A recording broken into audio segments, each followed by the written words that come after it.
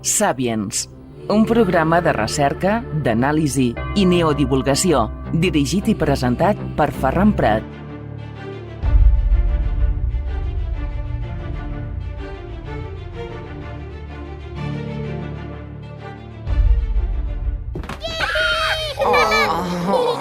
Sabemos que el avión ha tomado tierra. Ya, ¿estos son raíces? raíces? Que le habían denegado el permiso. ¿Qué es? La estatua de la libertad de un muñeco. Habían declarado la ley marcial. Papá, ¿qué es la ley marcial?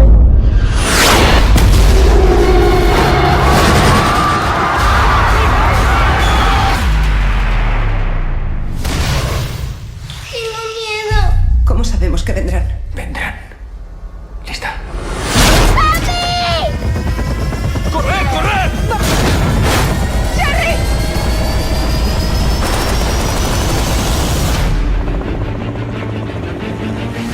Saludos y bienvenidos a Sapiens. Os habla vuestro amigo Ferran Prat. Os he puesto un fragmento de una película que se llama Guerra Mundial Z y que hoy os voy a hablar de algo que, curiosamente, en una lectura de cartas del tarot me ha dado una información y que creo que es lo suficientemente importante para compartir con vosotros. ¿Qué os parece? Venga, vamos allá. El tema va de supervivencia. Estamos viendo un mundo extremadamente convulso, que hoy tu país está en paz y en 24 horas puede no estarlo. ¿Estamos preparados para un evento bélico? ¿Estamos preparados para un evento de supervivencia en todos los aspectos? Y a veces cuando hablo de un evento bélico, nos podemos pensar que es un país que ataca a otro, pero hay otros tipos de eventos bélicos. Hoy desde Sapiens, y como tenemos bastantes conocimientos en varias materias, y repito, ha sido una lectura de cartas del tarot que me ha dado este input para compartir con vosotros, y que me lo ha dado en modo, ¿cómo decirlo?, de no extrema urgencia, pero sí de extrema necesidad consciente y compartida. Vamos allá. Vamos a hablar de supervivencia en muchos campos. La primera, prácticamente hoy día todo el mundo vive en las ciudades, en las urbes, ¿verdad? Vamos a hablar de supervivencia urbana. La jungla del asfalto. Que dice, oiga, ¿por qué hace tanto calor en las ciudades? Oye, porque el asfalto absorbe el calor y encima es negro. Si fuera de color blanco, ¿qué pasaría? ¿O por qué las ciudades con tanto ecologismo no se han vuelto zonas verdes? ¿Por qué hay tanta falta de verde? Esto refresca la ciudad, da más, más oxígeno. Pero bueno, vamos a hablar de un caballo de Troya moderno. ¿En el sentido de qué? Pues en el sentido de que las ciudades se pueden convertir en un paradigma de saqueo o de disturbios. La pregunta es, ¿cómo podemos camuflar, por ejemplo, nuestra casa, nuestro hogar, para que parezca que haya sido registrada o que no tiene nada de valor? Porque cuando hay carencia, ya sabemos que los terrestres se pueden convertir en auténticos depredadores, ¿no? La búsqueda de comida, la búsqueda de supervivencia. Si además le añadimos que hay un tanto por ciento pequeño, pero un tanto por ciento de la sociedad que vive al otro lado de la legalidad, ¿cómo se comportarían en un caso de supervivencia? Pues la mejor defensa es la invisibilidad. Una casa, un hogar, tu hogar, una casa intacta es un auténtico polo de atracción, es un imán. Una casa que parece un desastre es un refugio. ¿Debes qué hacer? Pues consejos: romper algunas ventanas, evidentemente de forma segura, esparcir basura por la entrada y, si es posible, dejar manchas que simulen fuego o suciedad extrema. El objetivo es que el merodeador piense, aquí entraron y no queda nada, pasando de largo hacia un objetivo más limpio y más, podríamos decir, más goloso. Hay que hablar de la minería urbana. Si los supermercados están vacíos, ¿qué objetos cotidianos de una oficina o un centro comercial se convierten en auténticas herramientas de vida o muerte? vida o muerte, en estos casos la equidistancia es tan sumamente pequeña que es impresionante. Solo hace falta hablar con personas que han estado en ciudades que han sido bombardeadas, que han sido saqueadas, y veréis que los relatos, que esto normalmente no se cuenta, son aterradores. Y más cuando entra el enemigo en busca de venganza y comida. En fin, pues, ¿qué hay? ¿Qué hay de atractivo en oficinas, centros comerciales, donde hay la comida, pero que ya no queda nada? Pues en una oficina, por ejemplo, los cartuchos de tóner de las impresoras son auténtico oro puro. De hecho, ¿sabíais que el líquido más caro del mundo es el líquido de impresoras? Pues el polvo de carbón es un excelente combustible y filtrador. Por ejemplo, los cables de red, la Ethernet, son cuerdas de alta resistencia.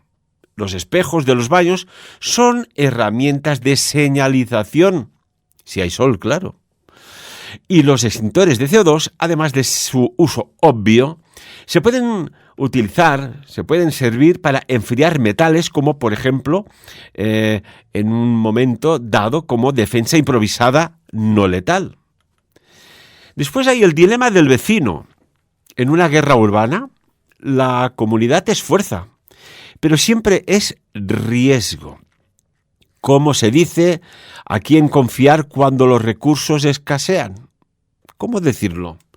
Pues la confianza debe ser, a mi modo de ver, debe ser escalonada. Es aquello, la confianza se gana ganando la confianza. No busques amigos.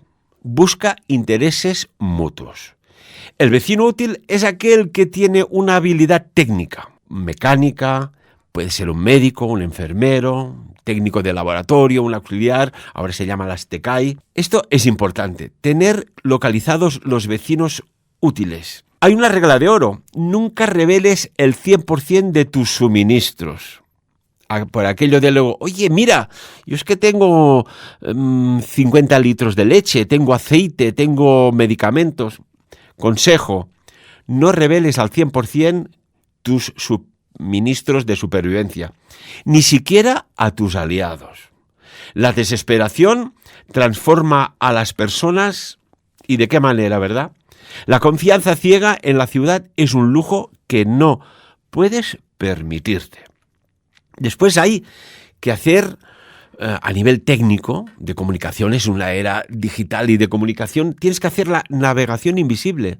Si el GPS y las señales de las calles desaparecen, ¿te has preguntado alguna vez qué señales naturales de la arquitectura urbana podemos usar para no perdernos?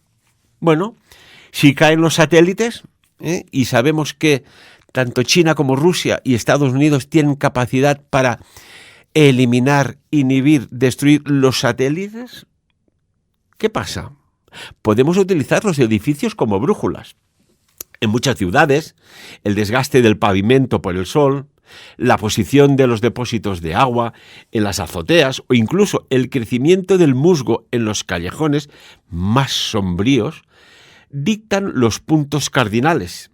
Además, las líneas de alta tensión suelen seguir rutas lógicas hacia subestaciones que siempre están, y ya lo sabéis, en las periferias de los centros urbanos.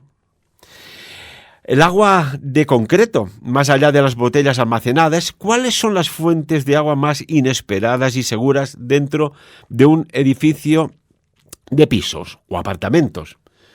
El tanque del inodoro, del water, el depósito limpio, no la taza, es la reserva inmediata. Pero la verdadera mina son los radiadores de calefacción, quien los tenga, claro. El calentador de agua de casa, que puede contener hasta 100 litros de agua estancada, pero filtrable.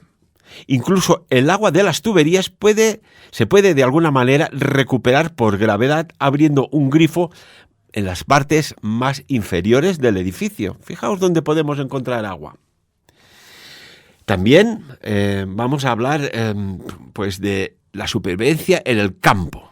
Un poquitín en la ciudad, pero ahora nos vamos al campo, que no es montaña ni ciudad. el jardín del engaño, podríamos decir aquí. ¿Cómo se puede cultivar alimento de forma que permanezca oculta, que permanezca entre la maleza o vegetación natural para no atraer las miradas no deseadas o el saqueador de turno? Olvídate de las filas ordenadas de las lechugas, de las judías, de los calabacines, de las patatas. El huerto de guerrilla, amigos y amigas de Sapiens, utiliza plantas perennes y silvestres comestibles como, por ejemplo, el diente de león, la ortiga o el amaranto, que se confunden con la maleza. Cultivar tubérculos, esto es casi vital, ¿eh? Hay aquel dicho que dice, cuando llegó la patata a Europa, se acabó la hambruna. Pues cultivar tubérculos, patatas, es clave. La comida está bajo tierra y, por tanto, podríamos decir que es invisible a quien patrulla a pie o en vehículo buscando alimentos.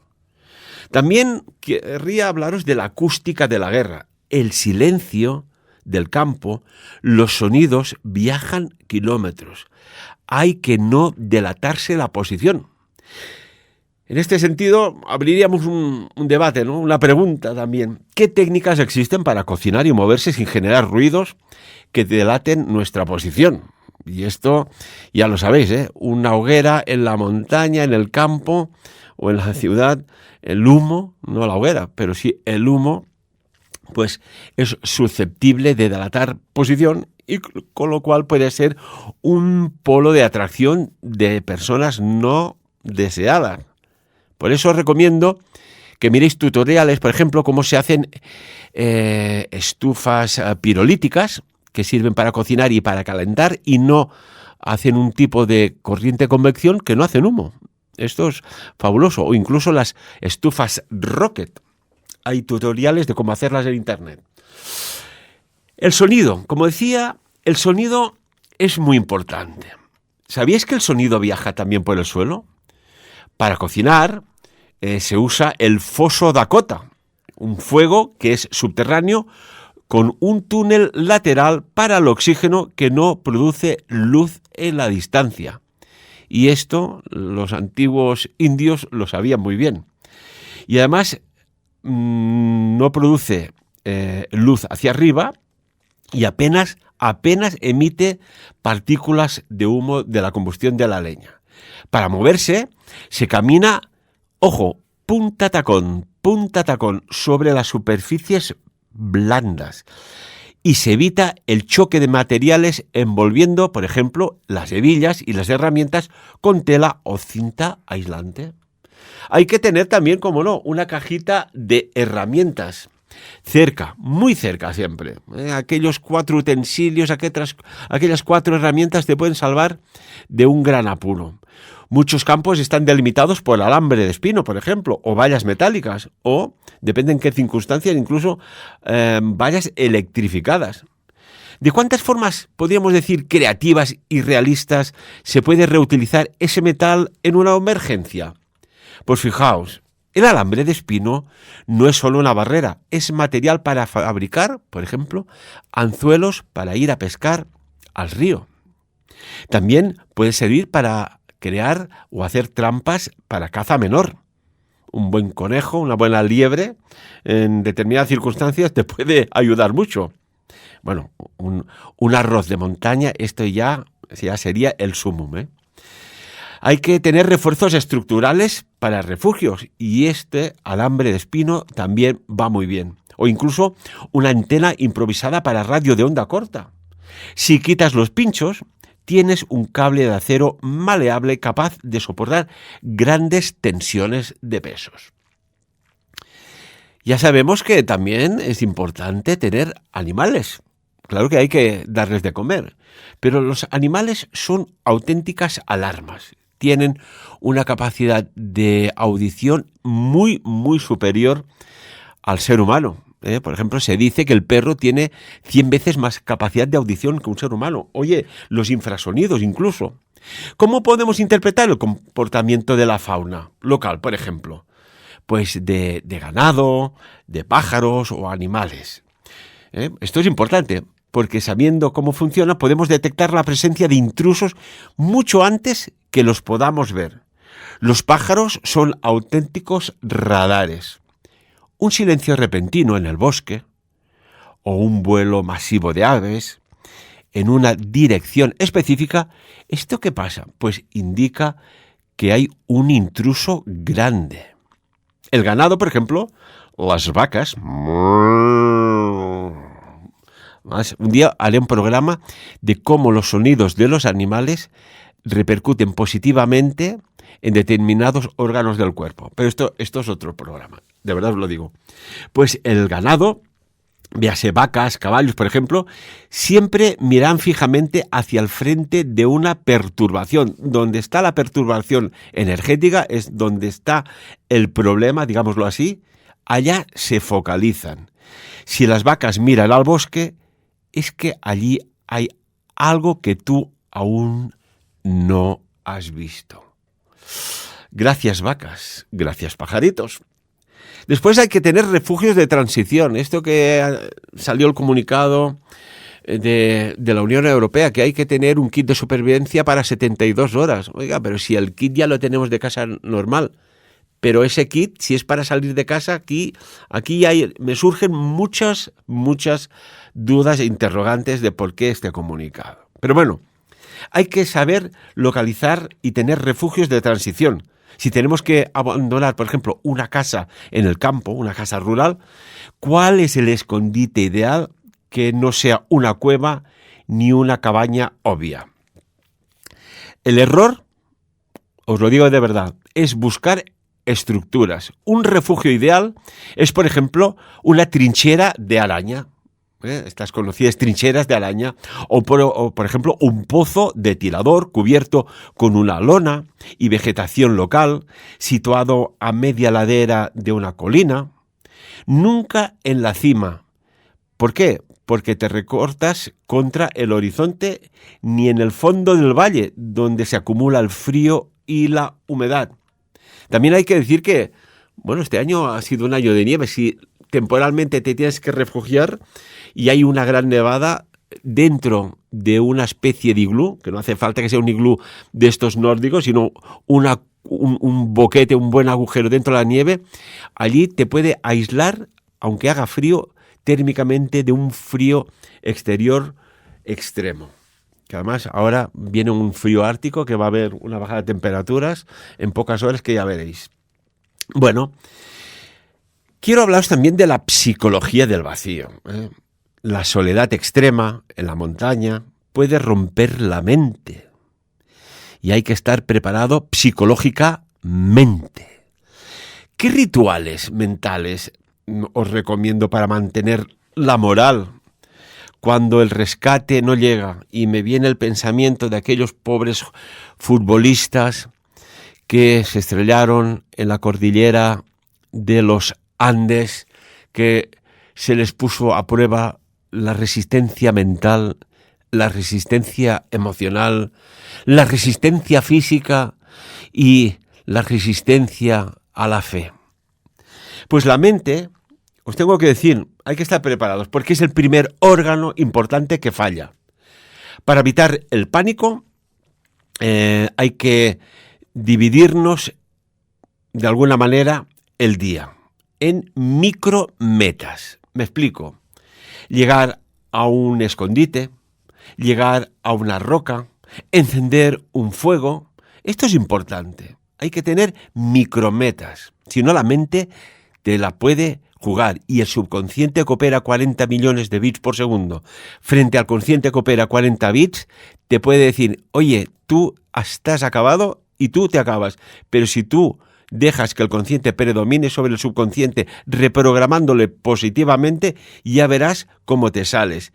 Si hay personas que en campos de concentración, como Auschwitz, Bergen-Belsen, sobrevivieron a lo insobrevivible, es porque controlaron su poder mental.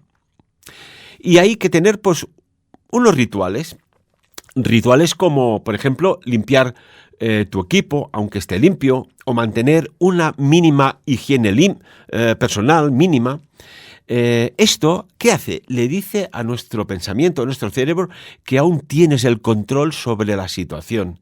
La disciplina es el antídoto de la locura. Quiero hablaros de los termostatos naturales. Si perdemos nuestro equipo de alta montaña o en el campo, ¿qué materiales naturales nos ofrecen el mejor aislamiento térmico en una hipotermia inminente, acostumbrados a dormir en casitas confortables, etcétera, etcétera? ¿Qué hacer en este caso? La nieve es, irónicamente, a los que estamos en la montaña lo conocemos, es tu mejor aislante. Un iglú o una cueva en la nieve, como os decía antes, mantiene una temperatura constante de cerca aproximadamente de los 0 grados, aunque fuera haya 20 grados bajo cero. Y si no hay nieve, pues las ramas de pino están dispuestas en capas gruesas, pueden atrapar las burbujas de aire que retienen el calor corporal que emitimos, de forma similar pues a una colcha de estas de plumas. Después hay que también saber pedir auxilio, hay que saber cómo hacer señales de humo inteligentes, cómo se envía una señal de socorro que sea visible en un mundo sin telefonía, sin telecomunicaciones, Pues hay que saber enviar señales de socorro. ¿Por qué? Porque siempre hay equipos de rescate, pero que pase desaparecida para alguien a nivel del suelo. Pues os lo explico. Se pueden hacer 3 fuegos en forma de triángulo, que es una señal internacional de SOS. Pero para que sea efectiva, sin delatarse, debes usar humo de colores. Es decir, para ello utiliza ramas verdes o musgo para el humo blanco denso, que este es un contraste con el bosque oscuro. O, por ejemplo, busca caucho o plástico para humo negro, que es el contraste de la nieve. Se debe encender, de alguna manera, solo cuando escuches motores. Mantenerlo siempre encendido es, y perdonadme la expresión que os voy a dar, pero es un auténtico suicidio táctico. También hay que saber pues de supervivencia a nivel de salud. Ante la falta de antibióticos, ante la falta, si te has hecho una herida o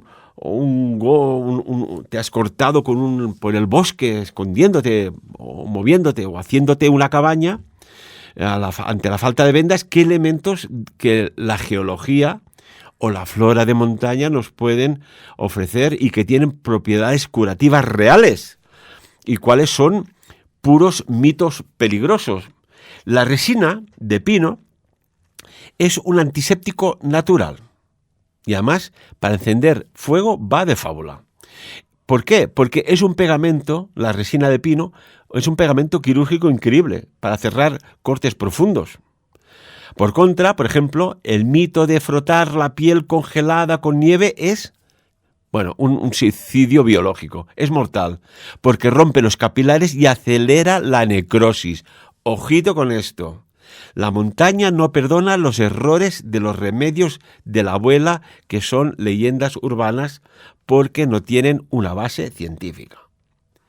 Después, el tema del agua. Oiga, podemos estar días sin comer, pero ¿y sin beber? Pues en 2 o 3 días, si no bebes, la palmas, Manolo, la palmas. Hay que saber que la ruta del agua es vital. En invierno, derretir nieve, por ejemplo, consume mucha energía. ¿Existen trucos para obtener agua líquida en entornos congelados, sin gastar combustible, que es un bien preciado? Que ya estamos viendo cómo el combustible se está desmadrando de precio. Al final, ¿qué va a pasar aquí? Esperemos que los gobiernos, los estados, actúen rápidamente en consecuencia, porque si no, el poder adquisitivo se nos va a fulminar. Fijaos la dependencia que hay del sector energético, Bueno, pues tengo que decir que comer nieve directamente baja la temperatura central y te deshidrata más rápido al obligar al cuerpo a calentarla. La técnica profesional de supervivencia es llenar una bolsa oscura con nieve y al colocarla entre las capas de la ropa, no directo a la piel, por favor, pero o al sol, esto es importante porque el calor residual la va derritiendo lentamente mientras te vas moviendo y tienes pues una cantimplora, podríamos decir, de supervivencia. Es que es importante esto que os digo, ¿eh? El colapso energético y el calor, esto es vital. La luz en la oscuridad total, ¿no? Tendríamos que hablar un poco de esto, ¿no? Si no hay corriente eléctrica, recordad esa profecía de esos 3 días de oscuridad. Si no hay corriente eléctrica, si las baterías y las linternas se agotan, porque tienen una durabilidad, ¿cómo podemos improvisar una iluminación duradera con elementos, por ejemplo, de cocina o de mantenimiento? El aceite de cocina, véase, por ejemplo, el de oliva, ese que vamos guardando y después lo llevamos a reciclar, o el de girasol también, es lo mismo, o incluso la grasa animal, pueden convertirse en lámparas de aceite eternas usando un frasquito de vidrio, o un pote de estos de la mermelada La Bona Mamán, que es una marca, no confundáis. Pueden servir los frascos de vidrio, y después cogiendo un cordón de algodón, eso sí, de zapato, o un mechón de pelo de una fregona, esto sirven de mecha. También, por ejemplo, una simple lata de atún en aceite, si tienes que hacer un agujerito en la tapa e insertas una mecha, arderá durante mucho rato y luego el contenido seguirá siendo comestible, o sea que tienes luz y alimento. Después es importante los búnkers térmicos, no estamos acostumbrados a la intemperie. Esto hay que ser realistas. En pleno invierno y sin calefacción, a gasoil o eléctrica, ¿cómo podemos evitar que la temperatura de nuestro hogar, de nuestra casa, caiga a niveles peligrosos de salud y te acabes resfriando y ese resfriado acabe en una neumonía y esa neumonía acabe en una pulmonía? Y lo que sigue ya no quiero ni decirlo. Pues, por ejemplo, hay que elegir habitaciones pequeñas, preferiblemente orientadas al sur. Ya sabéis que el sol sale por el este y se pone por el oeste, pues orientadas al sur y sellarla. Hay que cubrir las ventanas con plástico de burbujas, si puede ser, o mantas, y eso crea una tienda de campaña dentro de la habitación usando, pues, por ejemplo, una mesa y cobijas. El calor corporal, por ejemplo, de 3 personas en un espacio reducido de un 2x2 metros, por ejemplo, puede mantener la temperatura a unos 10 grados por encima del resto de la vivienda. Hemos visto, y esto lo vemos, ¿no?, la guerra de Ucrania o lo que ha sucedido en la guerra de Gaza, etcétera, etcétera, cómo se sale un instinto de supervivencia que dice, oye, ¿con esto se puede sobrevivir? Pues hemos visto que hay personas que lo consiguen, ¿no? La mejor opción es una estufa de alcohol improvisada con latas de refresco, por ejemplo. El alcohol quema de forma limpia. Si usas leña o carbón en un balcón, asegúrate, por favor, de tener una ventilación cruzada mínima. Nunca uses generadores de gasolina en interiores, que hemos visto aquí problemas. Ojo con encender fuego dentro de las casas, que la combustión acaba generando una intoxicación por inhalación de humos. El enemigo invisible del monóxido de carbono mata más rápido que el frío. Elige frío o asfixia. Hay que tener un sueño vigilante, ¿no? Esto también es importante, en modo alerta. ¿Cómo debemos organizar el descanso para dormir con seguridad en un entorno de guerra, amigos y amigas, o de alto riesgo? Pues bueno, nunca duermas en el suelo directamente. ¿Por qué? 1. Si eres una PAS, una persona altamente sensible, como estés en una de las líneas geopatógenas, encima de todas las circunstancias que se te han venido encima no vas a descansar. Ya no digo dormir, pero descansar. Y el suelo, ya sabéis que succiona el calor, más allá de las líneas Harman, Curry, etcétera, etcétera, las líneas Ley, el suelo succiona calor. Usa sistemas por ejemplo, un sistema de guardias rotativas de 2 o 3 horitas. Siempre hay que alguien del grupo tiene que estar despierto, y con los oídos despejados, sin auriculares. No me montes vigilancia escuchando música, evidentemente, que ya posiblemente tu dispositivo ya no funcione, por si acaso. La persona que vigila, atención, no debe estar a la luz de la vela o una linterna. Debe estar en la sombra para que sus ojos mantengan visión nocturna amplificada. ¿Cómo podemos después? Un poquito de agua caliente, ¿no? El agua caliente, sabemos, una buena infusión activa el sistema inmunológico. ¿Cómo tener agua caliente sin energía? Si no hay sol ni electricidad, aquí nos surge la pregunta, ¿no? ¿Existe alguna forma, Ferran, de calentar agua para la higiene o la salud sin usar fuego directo? Pues bueno, se puede usar la técnica de las piedras calientes. Hay que calentar piedras en un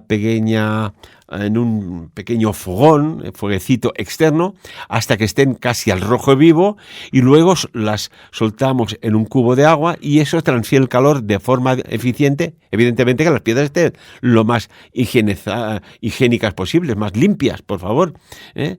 ¿Por qué? Porque si no, encima puedes coger aquí una sobreinfección. Pero si transfiere la piedra limpia y de forma eficiente el calor y de forma rápida para que puedas, pues, de alguna manera tener agua calentita, esto permite un lavado básico que evite infecciones, por ejemplo, cutáneas. La higiene es importante, ¿eh? Fijaos, desde que se empezó a utilizar la higiene en las operaciones, el índice de muertes descendió drásticamente.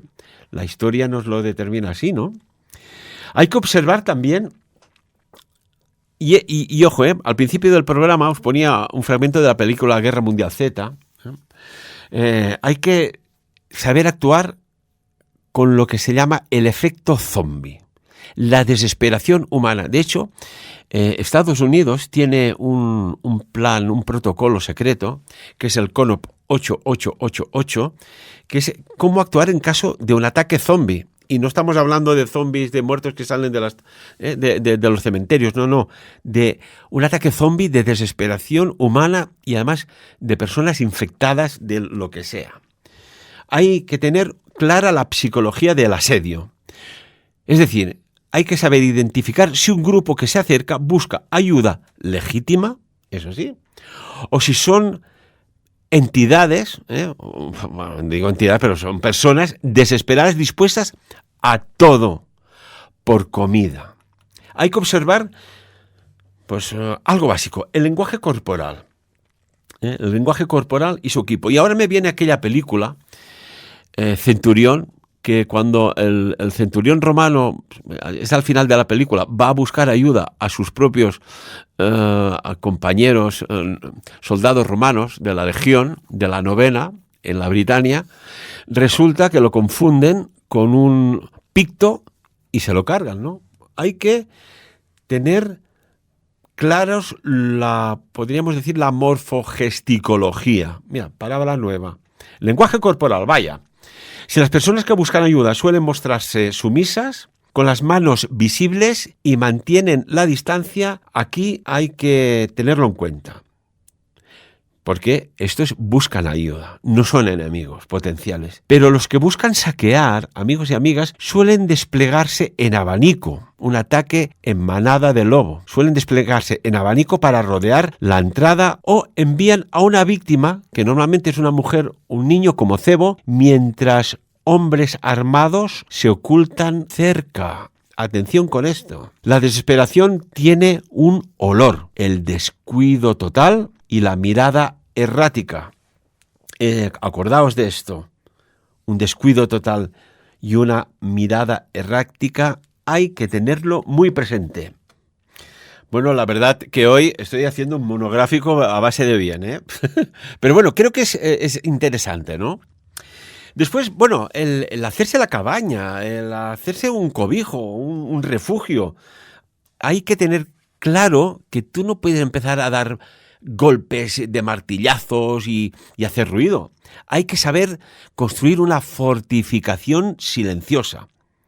Cómo reforzar una puerta o una ventana de forma que sea efectiva contra una horda sin que se note desde fuera que estamos atrincherados y protegidos. Consejos. Vamos a ver. No claves maderas por fuera. Hazlo por dentro. Usa el método del puntal. Es decir, una viga de madera que vaya desde dentro, desde el centro, vaya, de la puerta hasta el punto de apoyo firme en el suelo. Este es el mejor. Para las ventanas, que estos son auténticas puertas de invitación que entren, para las ventanas el uso de láminas de seguridad transparentes puedes utilizar, o incluso un film para embalar fuertemente pegado evita que el cristal estalle en 1000 pedazos al ser golpeado, retrasando la entrada. Y por ejemplo, estos rollos de microfilm que sirven para embalar comida, tened como mínimo 3 rollos, porque pueden evitar muchas cosas. Y además, si estás en la montaña, te puedes hacer una cabaña cuando llueve, porque la ley de Murphy solo falta que te quieras refugiar y ese día empiece a llover. Ese día, el siguiente y el siguiente, son auténticos protectores de la lluvia, son auténticos impermeables. Incluso yo he llegado a hacer una cama flotante, ¿sabes? Como una cama balancín de árbol a árbol y te aguanta perfectamente. Me quedé alucinado cuando a mi peso sustancial me aguantaba sin romperse. Después, lo que decía, ¿no? No claves maderas por fuera. Hay que hacerlo por dentro, ¿eh? Acordaos, por favor. Y después hay que ser artistas. Hay un arte que es el arte de pasar desapercibidos, ¿eh? Esto pasa en las grandes empresas también. Oiga, no destaques ni por muy bueno ni por muy malo, porque encima los mandos intermedios a esto no les gusta ni una cosa ni la otra. No sé por qué, ¿eh? Pero si una multitud intenta entrar en nuestra zona, hay que tener claro qué tácticas de distracción podemos usar para alejarnos sin usar la fuerza. Porque una huida a tiempo es una victoria en salud, que de la otra manera una confrontación, normalmente el que lleva la mala intención no actúa solo, porque además, no sé si os han intentado atracar alguna vez, pero curiosamente no van solos, siempre van en manada. O tienes unas cuantas conceptos de autodefensa, que es recomendable, o aprieta a correr. Consejo. El hambre, pensad, amigos y amigas, que se guía por los sentidos. Crear un foco de ruido o un pequeño incendio controladito en un edificio cercano o en un extremo de la calle puede desviar a una multitud hambrienta. Tácticas de despistaje, que digo yo. El cebo, por ejemplo, el cebo de suministros. Hay que dejar una caja con algo de comida de poco valor, a unos 50 metros o 60 de tu posición. Puede darte tiempo necesario para detectar que allí hay intrusos y te da ese tiempo necesario para bloquear accesos o escapar por la parte trasera.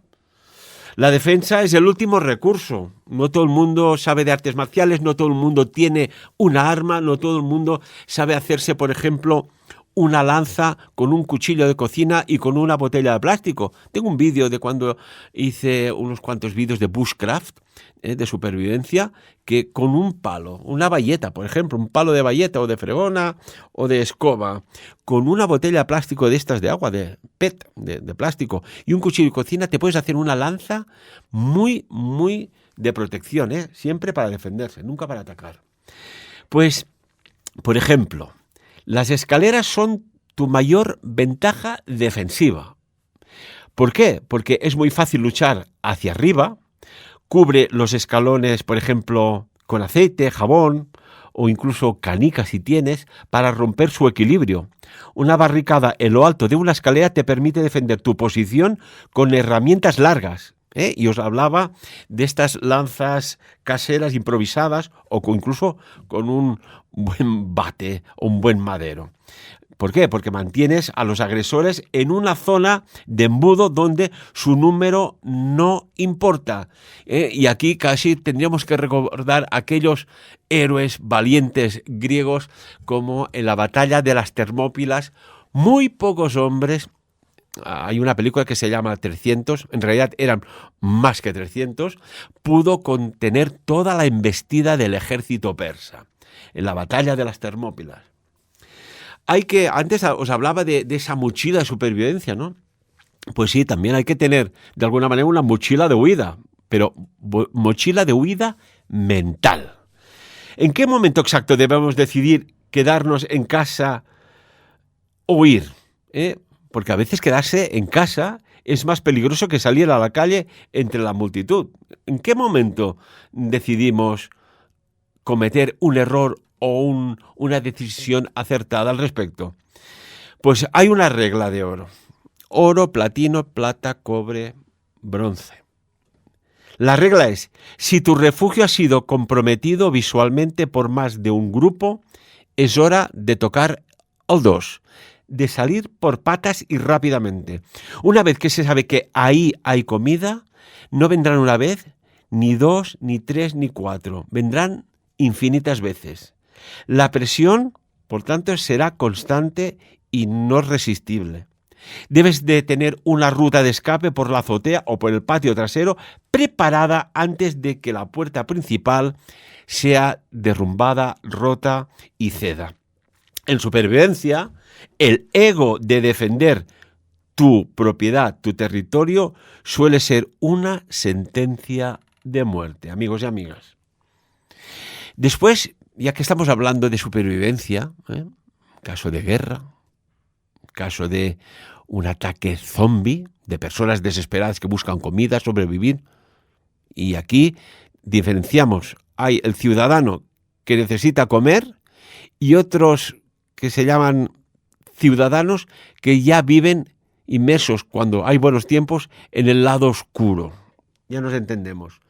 Pero, ¿y si hay una invasión exógena? Y esta, mira que llevo años advirtiéndola,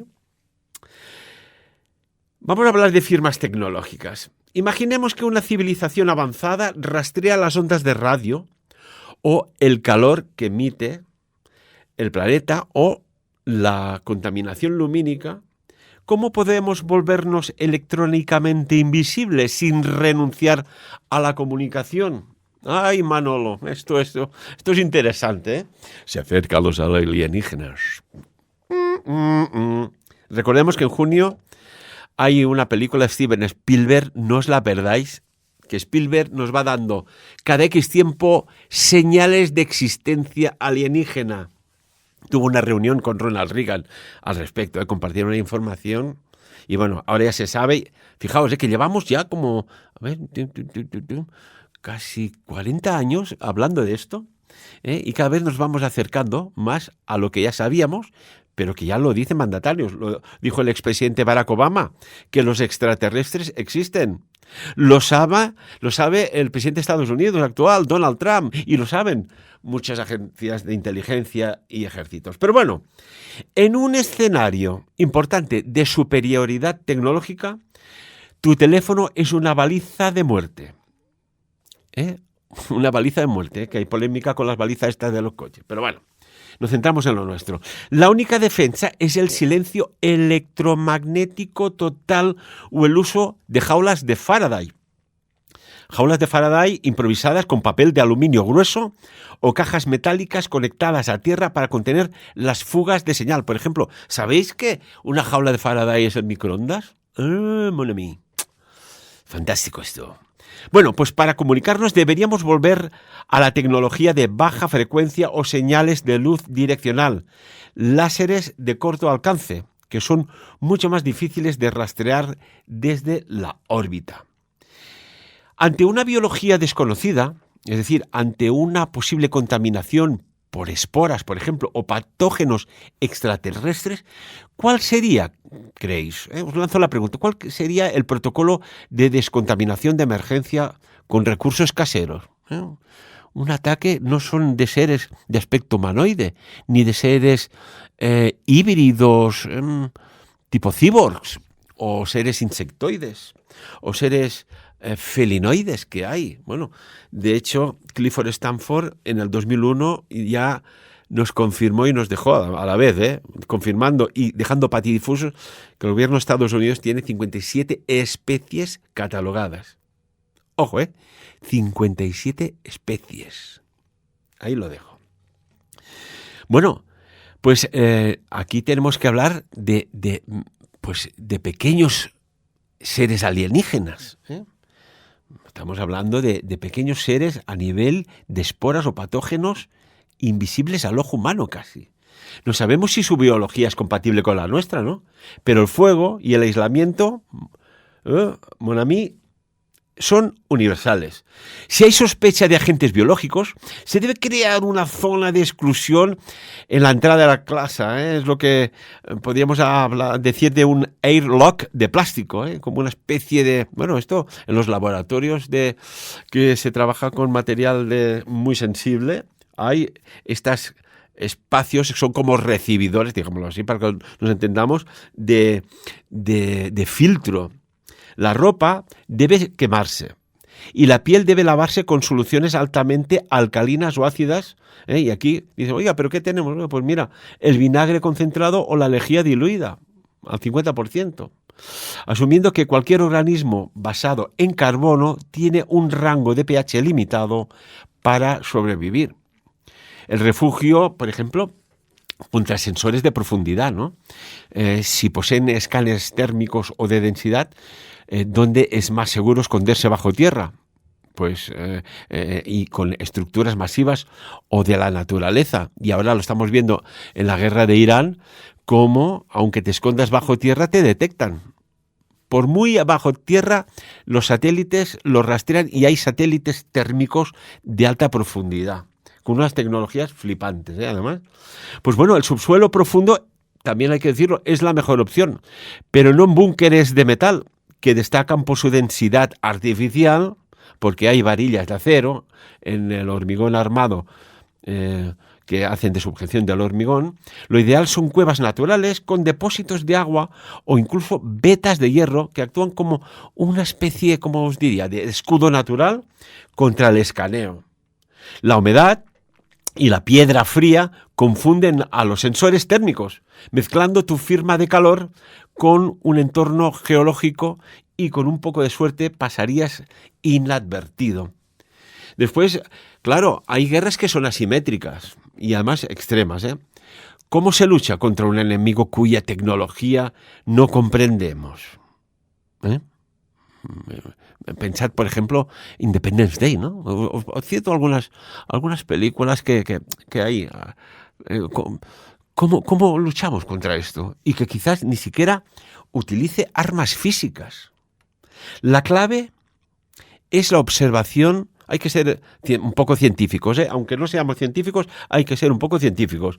La clave es la observación de patrones. Si tu tecnología se basa en la luz, pues usamos espejos y humo. Si se basa su tecnología, me refiero, si se basa en la luz, usamos espejos y humo. Si se basa en el sonido, usamos frecuencias de interferencia. En una guerra, por ejemplo, asimétrica, el bando débil sobrevive siendo impredecible. Y ahora os pongo un ejemplo actual. ¿Qué mandatario de un país actual actúa de forma impredecible? Sale en una carta del tarot, que es el juicio, y sale repetidamente, curiosamente, este personaje. No sé por qué. Bueno, sí que lo sé, pero me gusta a veces ser un poco así, que no me entero. Pues bueno, debemos usar un tipo de tecnología, lo que se llama baja tecnología, trampas metálicas, ballestas, arcos, trampas de gravedad, para que sus sistemas automáticos de defensa, que están diseñados para detectar proyectiles de alta velocidad o energía, probablemente, ojo, y aquí lo digo, probablemente ignoren estos sistemas de baja tecnología. Después viene una cosa, amigos y amigas, el colapso de la realidad. Aunque un ataque que use una guerra psicológica o manipulación sensorial, ¿cómo podemos mantener la cohesión del grupo tiene que haber un líder, ¿no? Que mantenga la cohesión, porque si no, por ejemplo, en la película El día de mañana, fijaos, ¿con qué líder te fías? ¿El más técnico? ¿El más comunicativo? Esto hay que tenerlo presente, ¿eh? Porque a lo mejor el más comunicativo te lleva a la muerte, pero el más técnico te lleva a la supervivencia. Pues ¿cómo podemos mantener la cohesión del grupo y distinguir la realidad de la ilusión? Pues se deben establecer tótems de realidad, y esto es importante. Tótems de realidad, o también conocido como anclas físicas. Objetos simples, por ejemplo, como un peso o una textura específicos de cada miembro del grupo que conozca perfectamente. Si el entorno empieza a parecer irreal, el contacto físico y el dolor controlado, por ejemplo, un pellizco fuerte, son formas más rápidas de forzar al cerebro a reconectarse con el sistema nervioso central, o un automasaje de relajación. La disciplina mental, os tengo que decir que es importante, pero la disciplina mental y la desconfianza absoluta de lo que vemos a través de las pantallas serán nuestras mejores armas. Amigos y amigas, no sé si os ha gustado el programa de hoy, pero yo creo que mi deber como comunicador de hace ya unos cuantos años era comentaros esto. Veremos si algún día hace falta esto y otras cosas más. Esperemos que no. Esperemos saber siempre, cuando hay un evento, dónde tener localizados, importante, vuestros miembros de la familia, porque a veces la desesperación por encontrarlos puede llevar a errores crasos, y siempre tener esa reservita, eso que hacían nuestros abuelos que vivieron tiempos difíciles, de guerras civiles, de la Segunda Guerra Mundial, o incluso de la Primera Guerra Mundial, tener ese rebost, esa pequeña parte de casa con alimentos, unas garrafitas de agua, al menos para aguantar la primera tamborinada, el primer colapso. Después confiamos que las autoridades competentes sepan organizar y dirigir situaciones de catástrofe de este tipo, porque si no, mal iríamos. Bueno, amigos y amigas de Sapiens, como siempre, quiero daros las gracias por hacerme compañía. No tan solo os hago compañía yo, que sé que estáis al otro lado, a ese otro lado, y me hacéis compañía. Pensad que la supervivencia no es solo una cuestión de fuerza o de equipo, sino de voluntad. El ser humano ha demostrado a lo largo de la historia que su ingenio crece proporcionalmente al tamaño de su desafío. Incluso en el apagón más profundo, la comunidad y la disciplina actúan como un faro que impide que nos perdamos mientras mantengamos nuestra humanidad. Nunca estaremos derrotados. Recordad esto. Mientras mantengamos nuestra humanidad, nunca estaremos derrotados. Un desastre es el fin del mundo tal y como lo conocemos, pero también es el inicio de nuestra capacidad para reconstruir algo más fuerte, más sabio y más unido.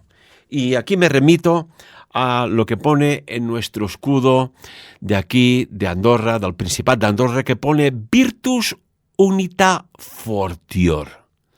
Virtus Unita Fortior. La fuerza unida es más fuerte. Como siempre, de lo dicho aquí, que cada uno saque sus propias conclusiones.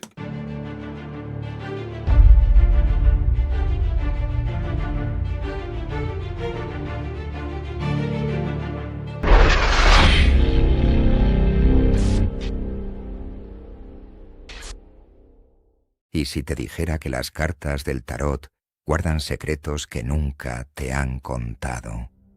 Que detrás de cada símbolo, de cada arcano, existe un universo de poder esperando ser descubierto. Bienvenidos al retiro curso taller de El Tarot Oculto, secretos jamás revelados con Ferran Prat de Sapiens. Un curso único en el mundo donde aprenderás los misterios energéticos de los arcanos mayores, la conexión con los supraarcanos, cómo el tarot conecta con las matemáticas sagradas, las civilizaciones perdidas y registros acásicos. rituales y técnicas para activar el verdadero poder de cada carta. Además, descubrirás por fin tus dones ocultos y aprenderás a manifestar eventos no sucedidos, conectándote con planos etéricos a través del tarot. Tu transformación y transmutación comienza aquí, apto para todos los públicos. Las plazas son limitadas. Inscríbete ahora a El Tarot Oculto, secretos jamás revelados con Ferran Prat de Sabiens.